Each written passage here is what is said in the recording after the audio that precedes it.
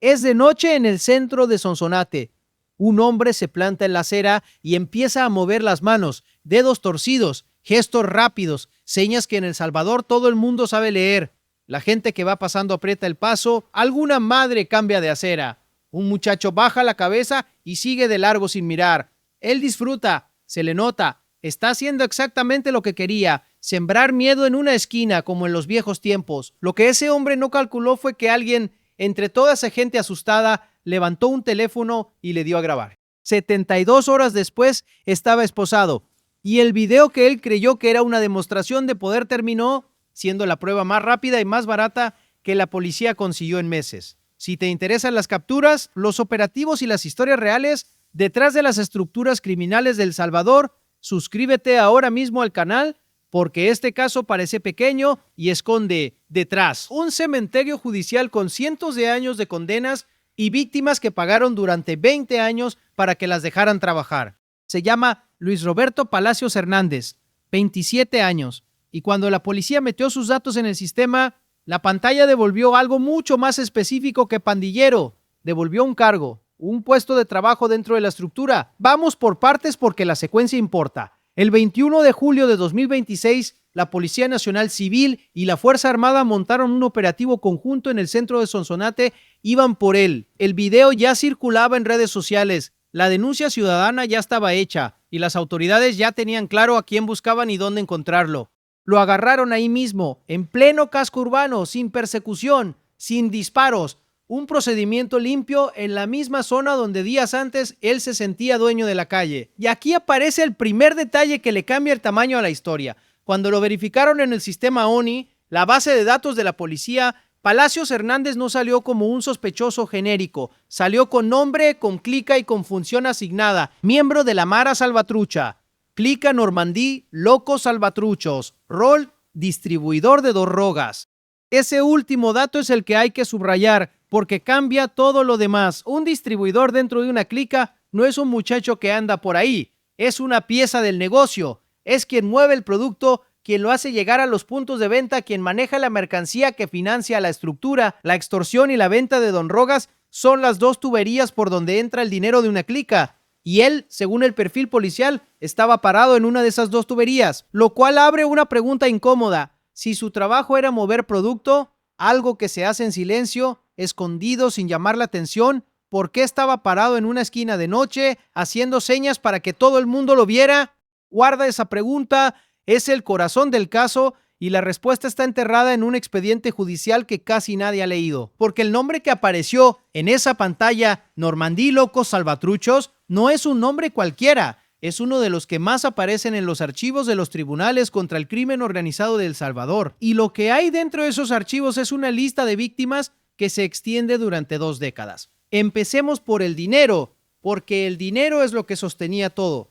En los expedientes de la Fiscalía General de la República hay un caso que retrata el método de esa clica con una crudeza que duele. 8 pandilleros vinculados a los Normandie fueron condenados por extorsionar a comerciantes de San Miguel. El periodo investigado va de 2003 a 2013, 10 años. Y a las 8 víctimas les exigían entre 25 y $1,000 semanales para dejarlas trabajar. $25 a la semana suena poco hasta que entiendes de quién lo sacaban. De un puesto pequeño, de una venta de barrio, de gente que trabaja de sol a sol. Y hay un dato dentro de ese mismo expediente que corta la respiración. Entre 2003 y 2005, una de las víctimas pagó $1,025 mensuales a la pandilla, cada mes, durante 2 años, solamente para que la dejaran abrir su negocio. Piensa en lo que significa esa cifra. Un salario entero, 2 salarios enteros, en muchos casos, todos los meses, entregados a hombres que no habían hecho absolutamente nada para ganárselos, bajo la única promesa de que no lo mataran. Ese era el negocio de la estructura a la que, según la policía, pertenece Luis Roberto Palacios Hernández.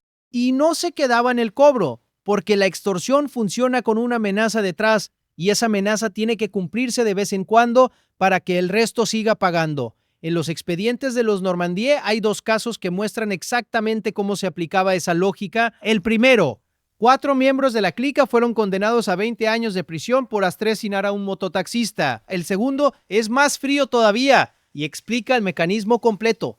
3 pandilleros vinculados a los Normandie y a otra clica de la MS-13 fueron condenados a penas de 80, 74 y 44 años por homicidios cometidos en el oriente del país. Y según la fiscalía, uno de esos crímenes tuvo un propósito muy concreto. La pandilla ordenó asesinar a un cobrador de bus como medida de presión para obligar a los empresarios del transporte a pagar la nueva cuota de extorsión que les habían impuesto. Léelo otra vez. Mataron a un trabajador, a un hombre que se ganaba la vida recogiendo pasajes, para mandarle un mensaje a los dueños de la empresa. El cobrador ni siquiera era el objetivo, era el recado. Y esa es la maquinaria que Palacios Hernández estaba representando con las manos aquella noche en una acera de Sonsonate. Cada seña que hacía era la firma de una estructura con ese historial detrás. La gente que apretaba el paso no estaba huyendo de un muchacho con gestos raros, estaba huyendo de todo lo que ese símbolo significó durante 20 años en El Salvador. Ahora bien, aquí toca frenar un momento y ser muy claro, porque la precisión en estos casos no es un detalle, es la diferencia entre contar la verdad y linchar a alguien. Palacios Hernández no está acusado de esos homicidios, no está acusado de esas extorsiones. Los crímenes que acabo de contarte fueron cometidos por otras personas con nombre y apellido que ya fueron juzgadas y condenadas por los tribunales salvadoreños. Lo que las autoridades le atribuyen a él es pertenecer a esa misma estructura y desempeñar el rol de distribuidor. Y eso hasta hoy es una acusación que tendrá que probarse ante un juez. Los medios que cubrieron su captura reportaron el cargo con dos nombres distintos. Unos hablaron de agrupaciones ilícitas y otros de pertenencia a organización terrorista. En cualquiera de los dos casos es un señalamiento, no una condena. Él tiene derecho a defenderse como cualquiera.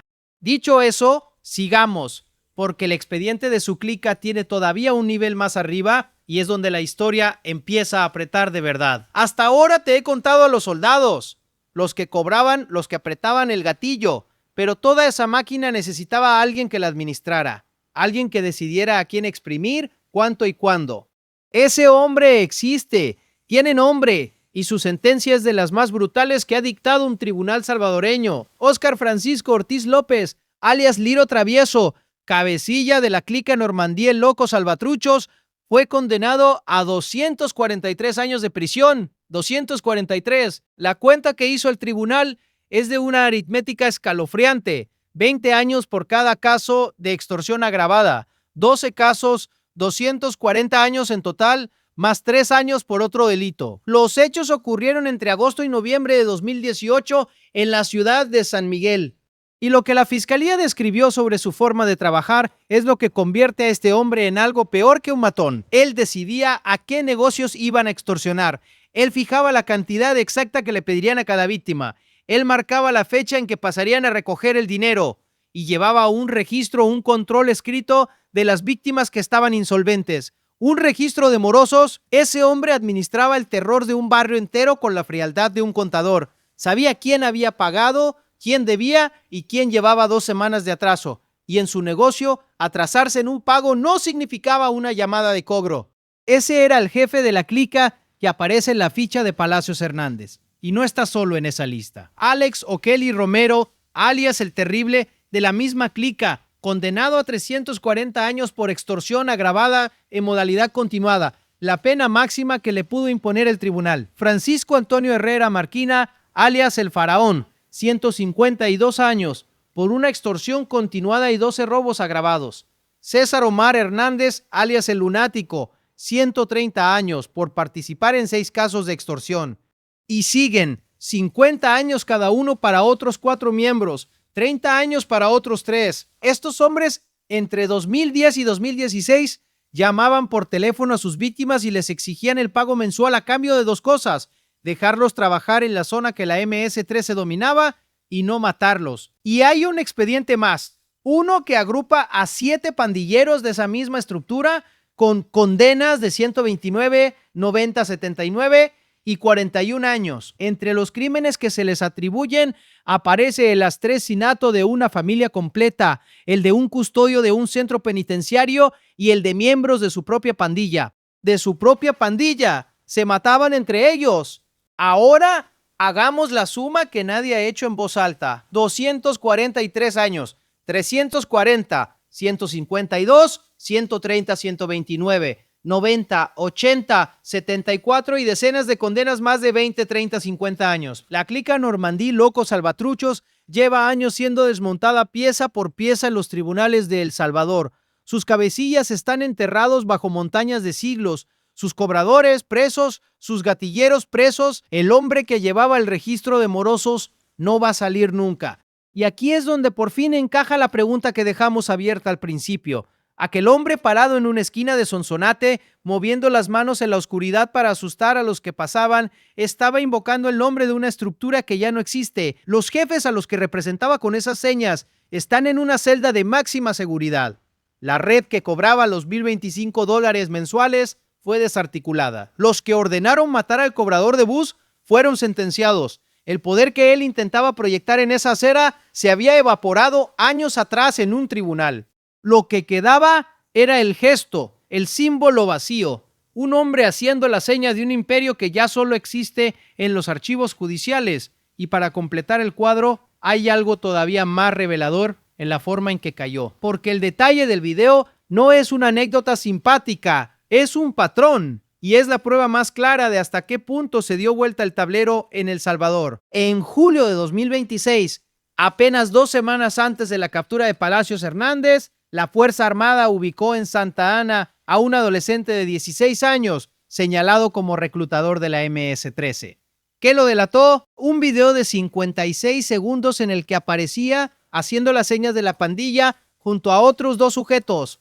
El ministro de la Defensa lo dijo con todas sus letras. El muchacho aparecía en el video rifando, la pandilla demostrando su pertenencia. Ese video fue la confirmación.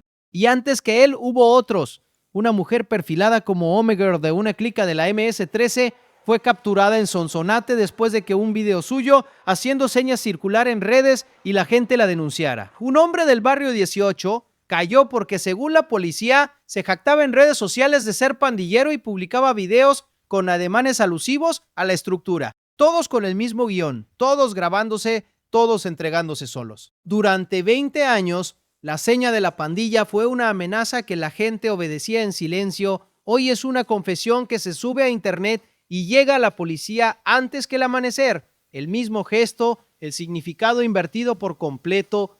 Y detrás de esa inversión hay una herramienta que casi nadie menciona, pero que aparece en todos estos casos: el sistema ONI. Cuando los agentes tuvieron a Palacios Hernández enfrente, no necesitaron una investigación de meses. Metieron sus datos en esa base y la pantalla escupió su perfil completo. Pandilla, clica, rango, función. Segundos.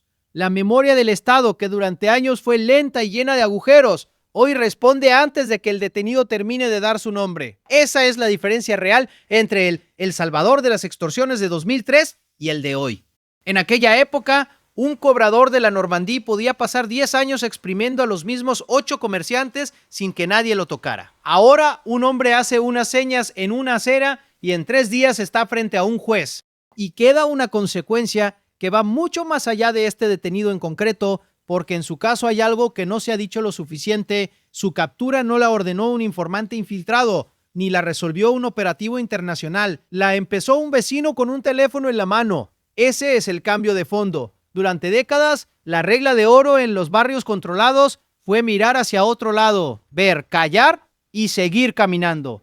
Denunciar significaba morir, y todo el mundo lo sabía porque la pandilla se encargaba de recordarlo cada cierto tiempo con un cadáver. Alguien en el centro de Sonsonate decidió que ya no.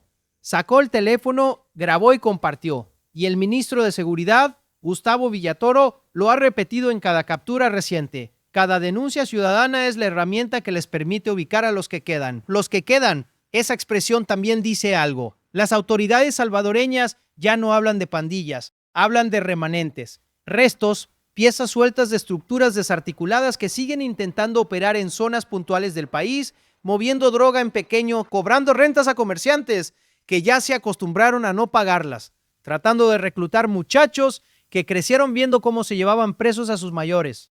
Y en ese paisaje encaja perfectamente Luis Roberto Palacios Hernández, 27 años, distribuidor según el perfil policial, uno de los que quedaron. Lo que viene ahora para él es un proceso judicial que decidirá si el señalamiento se sostiene. Fue puesto a disposición de los tribunales Y ahí se verá qué prueba tiene la fiscalía más allá del registro del sistema y del video que lo hizo famoso por las razones equivocadas. Pero hay una conclusión que ya se puede sacar sin esperar la sentencia y tiene que ver con lo que ese video representa. Un hombre salió a la calle a demostrar que todavía mandaba en una esquina. Y lo único que demostró fue lo contrario. Demostró que el poder que intentaba proyectar ya no asusta lo suficiente como para impedir que un desconocido lo grabe. Que las manos que antes hacían bajar la mirada ahora hacen que la gente saque el teléfono. La clica que representaba con esas señas lleva años convertida en una lista de condenas. Sus jefes sepultados bajo 200, 300 años de prisión. Sus víctimas, las que pagaron durante 2 décadas para que las dejaran trabajar, por fin dejaron de pagar. Y él terminó en una celda por unos gestos hechos de noche que nadie le pidió que hiciera. Si en Sonsonate hubo alguien esa noche que sintió miedo al verlo, ojalá haya visto también el final de la historia, porque el mismo video que él grabó para que le tuvieran miedo terminó siendo el papel que lo mandó ante un juez. Si quieres seguir cada captura, cada operativo y cada golpe contra los remanentes que aún intentan aterrorizar a la gente en El Salvador. Suscríbete al canal, activa la campanita y déjame en los comentarios una sola cosa. ¿Tú crees que los que quedan sueltos van a aprender de esto o van a seguir grabándose hasta que los agarren a todos?